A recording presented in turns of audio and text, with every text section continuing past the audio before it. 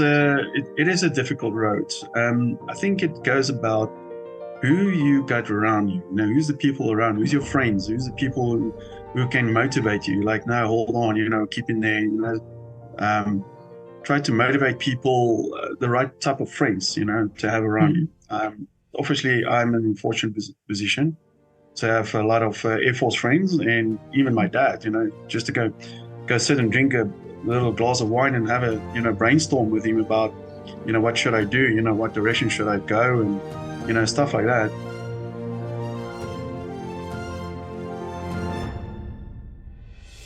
Good morning, Christian. It's so lovely to meet you here on Zoom. Yeah, thank you. Yeah, it's nice to meet you as well. And I must say, I'm quite flattered that you want to interview me because, it doesn't happen a lot. No, it's interesting for me, your career as aviator or your career in aviation. And I think it's also lovely to hear a bit more about it because we don't really have so much insight into that world. Yeah, I know it's quite a limited, people in the world, that's flying. Not a lot of people is flying. Most of the people, strange enough, if you speak to people, they like that's always my dream, to do. But yeah, okay, so why didn't you do it? They don't pursue it. So you're right. Yeah. So I hope I can tell my story and I can maybe influence someone out there, that wants to fly and wants to do it. I've done it in the past. I've convinced a piano player, strange enough, to start flying. Yeah. So you're into music, so you're in Vienna. So well, there's a conductor in America who's also he's got his PPL license, and he loves flying, but he's a conductor of a youth orchestra. So there's so many connections really, and I find that the more I talk to different people in different careers, how there is definitely a connection, and we don't always see it as an art form, but it is actually an art form. And there is a art in it involved, and and I think this is also important that we have to look at it that way, that we don't just see artists as people playing a piano or singing or painting. But Christian, tell me now, you said that, this was your dream and you're living the dream. This is amazing. So interesting is my father was in the Air Force, so I grew up with aircraft. So I flew quite a few times with him as well. And it was always around me, in my family. And in my passion, I love flying. And I've put the posters up in my room of aircrafts and everything. But strange enough, I never thought of becoming a pilot. Really? Because you've been doctoring in school, you're like, what are you going to study? What are you going to do? When I'm going to become, and there was all those questions, you're in grade 12. And so the one day I was sitting in my geography class and I asked a friend of mine next to me, and he's like, what are you going to do? He's like, well, he's applied to become a pilot. And as soon as he said it, the light bulb moment came on with me. So I went to my dad that day and I said, Dad, I've decided I want to become a pilot.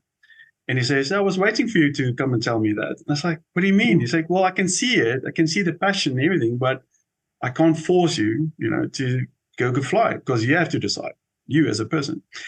And the thing is, there's a lot of people there with the same situation. We've all been pushed into this corner, what are you going to do? But instead of just open your mind and see everything around you, there's so many things to do out there, not just flying, with anything. Yeah. So, yeah. Yeah, and it's not a subject that you, like you say, in school, it's not one of those things that people say, hey, have you thought of being a pilot? Or I find it even with, something like a chef, for example. Yes. It's not something that you go when it's that time of your life in school that people say, hey, but what about becoming a chef? Or what about becoming a pilot? So it really has to be somebody who sparks this idea or this thought in you. And that, But now, your dad being in the Air Force, you now trying to do this career. Of course, there are many obstacles, and it's not the cheapest career to get into. No, it's not at all. No. So I guess your question is, so how did I start becoming an aviator? So I applied in the Airforce, and I think my dad also carries some weight, because it's now his son applying. So I think I got the opportunity to do an interview, and that's from there on I got selected to become a pilot in the Airforce. And hence I did my pilot course with Alex McPhail that you interviewed recently. So we did our career together in the Air Force. And so after 10 years, I went to the transport line. And from there on, I got my lucky break to start flying for an airline called South African Express. They didn't exist anymore. Just before COVID, they got liquidated. So that's basically how my career. I flew for the 14 years for South African Express before they folded, and then from there on, 2 years working in a meat company. That was interesting. Really? Just to just to make some money, to feed the family. I'm married, Melinda Ferreira, and I've got 3 kids. I've got a boy, and then I got twins, a boy and a girl, and so. So you can't just sit down and lie down, and you have to do something, for survival, I guess. And like the rest, everyone's got a story, to tell about COVID, so it affected. And so with the COVID, you get people that actually just sit back and hope something comes his way, or a person is very proactive. I'm always proactive, so I just go in and look out, and eventually I get not the ideal job, but for now, meat is a very essential thing for everybody. So, especially in South Africa, it's definitely big meat company. So I started working for. Yes, sorry. No, but when you joined the Air Force, what were the criteria? Is it true that you really have to be good in maths, and or do they take your type of skill, or do you have a skill set that you think that this makes me a pilot? It cannot just be because of your results in school. So there's 2 ways I'm going to explain to you. So the first way is, let's take the Air Force way. So in the Air Force, they get applications, over 6,000 to 8,000 applications, and out of those 6,000 and 8,000, they have to select 20, maybe 30, maybe if you're lucky, 50 people. So out of that, they have to select, basically the top 50 guys. Now, so to start, the first process is, yes, you need science and maths, and yes, your grades needs to be, they've got a certain limit of grades that you need to have or more. So once you have that, then you can go to the next selection. The next selection will be a medical test, very intensive medical test, to see. They prefer also you don't wear glasses, but after you qualify, you can wear glasses. But so it's very strict about that, and strict about how you can handle high G and IG performance. And they look at your eyes, they look at your your lungs, everything. So once you pass that, then you start doing like an aptitude test, basically. So aptitude test is basically when the red light blinks, you have to press left hand. If the green light flashes, you have to press the right hand. So, and then you got something for the feet, both feet. So then you got this whole hand, leg. So it's like a hand-eye coordination test thing they do with you. So once you pass that, then you go to the selection board. So the selection board is a few officers, then they interview you, and then from there on, they make their decision on. So, but everywhere, every process, there's people falling off, that doesn't make the lungs test, doesn't make the eye test, So, so if you pass all that, then yes, then you get selected and you're starting. Now the military is very strict, and it's very disciplined, very hard work. Example, if I can give you, when we were at training school, you have to stand at 5 o'clock in the morning to stand 6 o'clock for inspection on your room.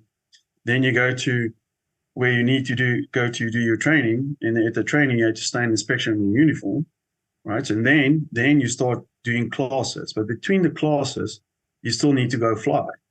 So after that whole day of training and classes, you have to go back home.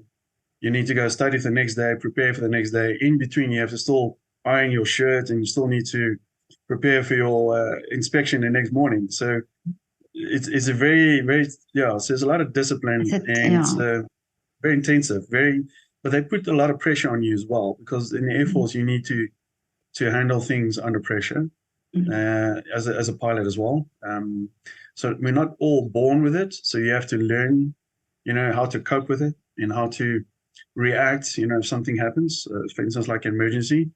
You're not supposed to be the guy who's screaming or running around. So you need to be the guy who's calm and, okay, let's think about this, So that's the first route, the Air Force route. So it's quite, but the thing is, the flying is it's awesome. The flying in the Air Force is awesome. It's you can't beat that anywhere. It's they give you a multi-million-dollar aircraft, and they say, okay, go do some tricks on your own, and then you have to go practice and do all these things and stuff like that.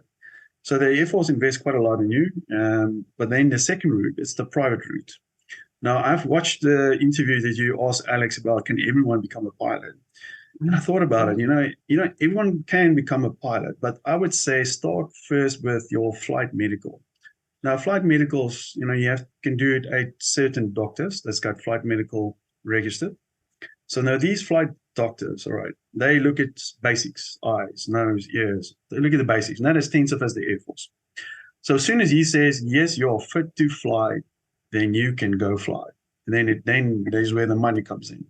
Then you can go to any private school and you pay for your own flying lessons. And as you said, that is quite expensive.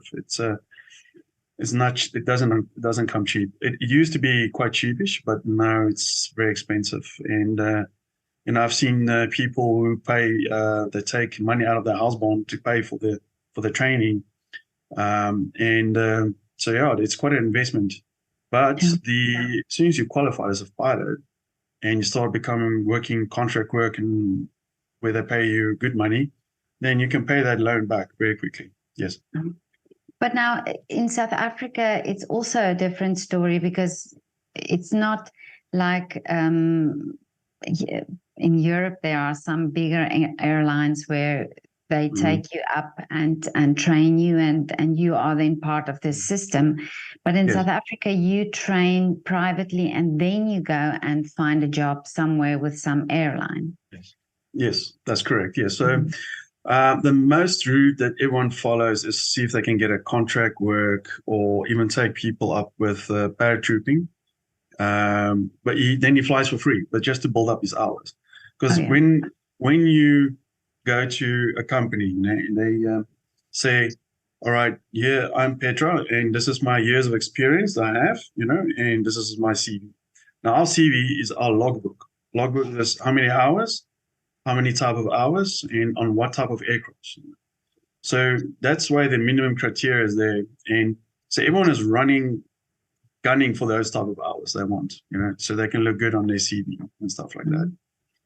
So in South Africa, as soon as a guy qualified, he will start working here and there just to build up some hours until he gets his commercial license. Once he's got his commercial license, then the world will open up a little bit more for him, in the sense of doing contract work in Africa. So once you do things in Africa, that is US dollars, and that's flying hours you're building up. Then most of those guys would then eventually, as soon as you get enough hours, started looking for an airline that will look at them, at their CV. We start looking at their CV. And then from there on, as soon as you can get your lucky break in the airline, then from there on, you're an airline pilot. You can then from there on build up hours and decide if you want to move later on to become a corporate pilot. You're flying for a private owner. And then from there on, cargo as well. There's also cargo now. Yeah. But now it's also a long process, and it's not something, for a young guy who wants to be a pilot, it's not 3 years and you're a pilot then, but maybe you're not it's not the career that you have aspired to do. How do you keep this motivation? Yeah, so you're right. It's actually I've seen some guys that have done the hours and then they've lost the passion because it takes too long and it costs them a lot of money, so they need to start working. And I know a guy personally. He's became an IT specialist, and that's what he's doing for the past 20 years now. And but he's got a commercial license. So yeah, that's it is a difficult road. I think it goes about who you got around you. You know, who's the people around? Who's your friends? Who's the people who can motivate you? Like, no, hold on, keep in there. Um, try to motivate people, the right type of friends, to have around you. Obviously, I'm in a fortunate position to have a lot of Air Force friends, and even my dad. Just to go sit and drink a little glass of wine and have a brainstorm with him about what should I do, what direction should I go, and stuff like that. I even get people out of the blue, like you, for instance, that wants to know, can I talk to you? Let's go have a coffee. And then after that coffee, they will be fully motivated. I want to keep this passion of flying, and I'm going to still pursue this. So on that point, that's where there's this piano player guy. It's not his business. His business is property, but he loves perform, piano stuff and like that. So basically, he wasn't sure should he do it or not. He's like 56 years old. And then he eventually got my number. So we went for a coffee. And then after that coffee date, he said, that's it. He's going to start flying. And a week later, he showed me a picture of he's flying with his instructor. And I must say, it was actually great to see, to see that he's following his passion that he had since he was a boy, so then I know another guy who was a policeman for until the age of 54. Then he took his pension and he took all that money for his pension to go pay for his flying. Amazing. And he became a flying instructor at the school, and that's where he is. He's happy, giving instructions, and he's flying. Amazing. And yeah, he loves it. And so there's a lot of good stories out there, Yeah, and the age. I mean, you cannot nowadays. And I wonder if it also had to do with the fact that with COVID and that everything was halted and came to a standstill, where people started thinking, wait a minute, I can also do this, or I can. What have I been doing with my life, or something like that? So all us older, or you sort of think, okay, wait, the life is not over. We can still do it. So this is amazing that that that he could do that. Yeah, well, one thing I can add from my personally is that last year I bought a piano. I bought a piano because I always want to learn how to play a piano. So so I bought a piano, and so it's standing in my room, and I've been doing a little bit of online classes, like YouTube videos, and so I play and I practice. But because I'm playing in practice, so my kids are like, we go, hey, what is this? And hey, we also want to do this. So suddenly they start, one of them actually started loving the piano as well. That's the thing about COVID. COVID is like a massive, big reset button for everybody. Everyone realized, what I'm chasing here, what I'm running around for here. Is it money? Is it this? Is it that? Whatever. So that's basically why everyone decided, what, that's it. Until now, I'm going to do now. I'm going to start doing this. So you're absolutely correct. Yes. Well, it's COVID that brought me to do these interviews, and I must say, like I hear now from you, you start playing the piano. I mean, I didn't even know this when I initially contacted you, but it's just how these things fall in place and how these connections start building. This is amazing. But Christian, now, so even though all these things are happening in South Africa and the airlines go bankrupt, and you hear all these tragic stories of pilots. I mean, I had an interview with a pilot from SA who's thinking of leaving the country because there's no future. But is it still worth it, do you think, for a young guy coming up and thinking, okay, this is, I'm going to have a career, even if it takes me 30 years or 20 years to do? Absolutely, yes. Yes, so in South Africa, yes, it went through quite a massive dip, economy and airlines and everything like all those stuff. But the thing is, as soon as one door closes, another one opens. That's how life works. So there's new airlines opening up in South Africa. There's two more new airlines that we're all waiting and seeing, are they going to open or not? But so there's still a growth, and there's still going to be a demand of pilots. And I know that some of these pilots, which you mentioned, they are just, have enough of the country's problems. So they've got really a lot of personal, issues about the country and the things that's happening. And yes, there's a lot of more work in America and in Europe. Yes, there's absolutely a lot more work. Yes, I agree. But I recently did a tour for my company in Sudan, and I was there for 6 weeks. And in that 6 weeks, I just realized what an amazing country we have, South Africa now. Okay, so and as I came back, I appreciate more what I'm seeing. I'm still appreciating our country, and I still, love the people, and it's so different. So I'm very positive. So I'm the positive guy. So I'm the positive guy who's going to stay, and I'm going to make it work in the country, and I'm going to contribute tax, and tax is hopefully going to help the country if they don't, misuse it. But so yeah, it all depends on who you're going to look and who you're going to talk to. Everyone's perspective is different. But yes, there is still work in our country, and yes, there is employment that's happening in our country. Not as fast and as big as certain countries because of their demand and more people they have. So, but we are there going, but slowly. South Africa is always slowly. Yeah. Well, I flew with Lyft. It's also a new airline. I flew with Lyft from Johannesburg to Cape Town and back. And I must say it was amazing again to see Table Mountain and the sea and everything that you used to see when you fly down to the Cape. So it was lovely. Yeah. I have to add, it all depends on where in the country you live, because Cape Town makes it very difficult for us to move, out of the country. Yeah. It's as you said, the mountains, the fresh air, the vineyards, and it's beautiful. So we live in the countryside of Cape Town, so we like the countryside, but we just half an hour from the ocean. So yes. Amazing. Yeah. Oh, that's wonderful. But Christian, now tell me, what is the wish now for you for the future? Yes. Since we've been recorded, I can't give you all my secrets out. Okay. But yes, I'm still going to be in aviation. And yes, if something better comes across my road, then I will consider it definitely.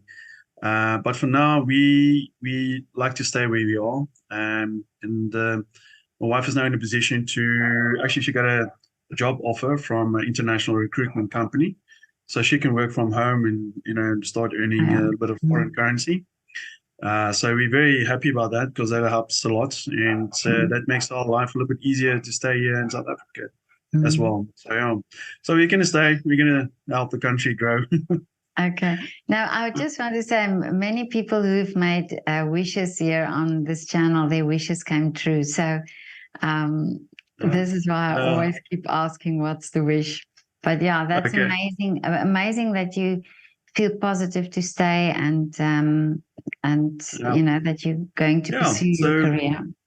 Yeah, so my other passion is coffee. I love coffee. So I've started my own brand. So I'm on the sideline. I'm doing a little bit of coffee beans and for people who wants to buy some coffee, fresh coffee. Yeah. Amazing. So, do you have a website for your coffee? I do have, jeta1coffee.co.za. Yeah, it's very low key office website because I'm not very busy on the website, but most of the people around me, everyone buys from me. Okay. So, I'll put it in the description, the link of your website. Yeah, because this is amazing. Okay. Yeah. So you have and you roasting yourself? Do you roast the coffee yourself? A very good friend of mine, he's got his own roasting company, so he's roasting it for me on behalf of me. So I do the packaging and then I courier it away as well. But it's just, what I enjoy about it is just sitting there and is roasting and drinking a coffee and just brainstorming about things. And he always want to go surfing, but unfortunately we have to roast coffee. But anyway. Okay. But where are you based? If people want to get the coffee, is it? I can in South Africa. I can courier it, but in Cape Town, that's where I live. So anywhere in Cape Town, I can. You can do that. Okay. Yeah. Amazing. Well, now I wanted actually to ask you what's your favorite restaurant or coffee shop, but now you're going to have to be biased and say, and you've already said now your coffee. Yeah. But is there a restaurant, your favorite restaurant? Favorite restaurant? That's a good question. I would definitely Spur for the kids. Yes, they love the Spur. But in South Africa, that is I would say Hussar and Grill. It's a steakhouse. It's just because I know because I was in the meat industry, I know where their meat comes from, and I enjoy how they prepare the food and stuff like that. So. In South Africa, you can bring, in Cape Town specifically, you can take your own bottle of wine to the restaurant. They ask you no cork feed or no feed on it, But I know in Europe, they look very different at you when you arrive there with your own bottle of wine, especially in Austria. I've done it once in Austria, and they weren't very, very pleased with me. So it's no go. No, don't do that. No, this is something about South Africa that's very unique. I think it's wonderful for the wine industry. I think that people can do that. Yeah, absolutely. Yeah, no, but that's the one thing with this whole meat industry I was in, and I've learned so many other things. Different. Usually I was just a guy walking in the shop. Just take a piece of meat and go out and pay for it and go have a barbecue with it. But now, since I was in the meat industry, I understand the process behind it, how things been made, how the whole network works. And so when I pick up a piece of meat, I know exactly where it comes from and what is a good cut and what is not a good cut. Well, you've got such an interesting story, and of course you have your fingers now in different things, and also with the piano. That would be interesting to know how that is going as well. So please keep me updated. Yeah, as long as you don't ask me to play over Zoom for you, then yes, okay. Keep you up to date. But Christian, have a wonderful afternoon, and thank you so much for your time and your wonderful story, and all the best for you and for your family. And whenever you come to Vienna, please let me know, and I would love to meet you in person. Excellent. Yeah, no, I will definitely let you know. And thanks, Petra. Thanks for allowing to share my small little piece or window of my life. So I'm gonna end off with this sentence. In our survival, we've learned this little sentence that says, "Once you reach the bottom of your rope, tie a knot and hold on." So that's all I can give to the people. But thank you for your time and thank you for the interview. I appreciate it. Okay, thank you so much.